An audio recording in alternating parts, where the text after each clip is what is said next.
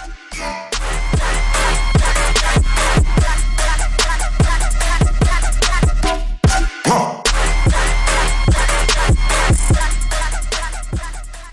going on, world? Sean Elliott.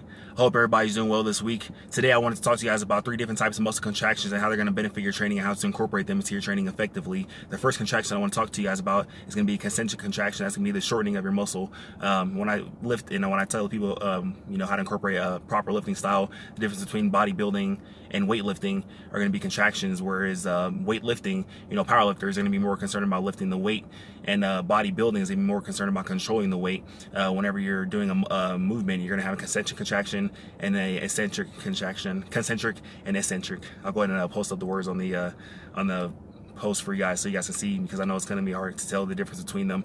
But the difference between those is going to be the shortening and the lengthening of the muscle. Concentric, like I told you guys earlier, being the shortening of the muscle, and eccentric being the lengthening of the muscle.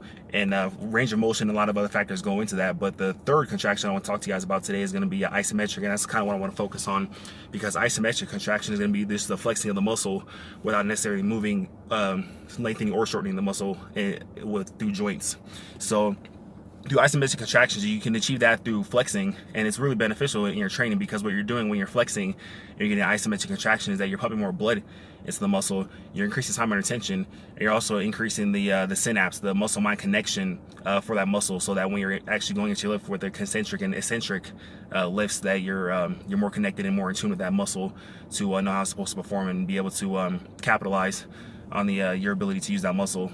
So when I go into the gym, in between my sets, what I like to do is I like to flex that muscle that I'm using. So say I'm doing chest, I like to make sure that I put my chest in a position, like, so say I'm doing upper chest, I like to make sure that I connect with my upper chest in a motion that can benefit it the most through an isometric contraction. And that's going to be me throwing my shoulders back and kind of just throwing my shoulders forward once I flatten my scapula, and then making sure that I'm squeezing with my chest and getting a full connection from my mind to muscle, and making sure that, as I said earlier, just keeping the tension, pumping more blood into there. And it's really good in between sets, because like I said, increased time under tension is going to be more beneficial to your muscle for the expansion and the growth, for the muscle development.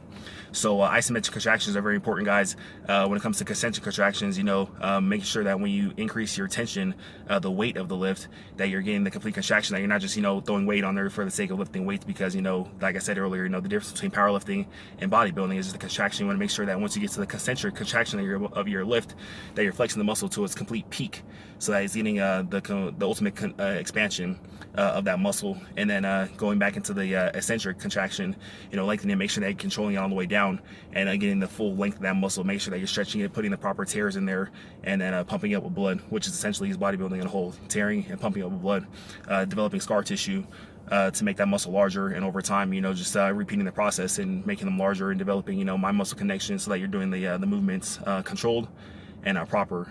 So that's it for the 3 different types of contractions, guys. Let me know if you have any questions about this topic in the description box. I'll be sure to answer them for you. There's a lot more topics that can go into that. Let me know if you guys want me to discuss more about this. We can definitely hold a Q&A discussion, whatever you guys want to do. I'm Sean Elliott. Stay motivated, guys, and have a good day.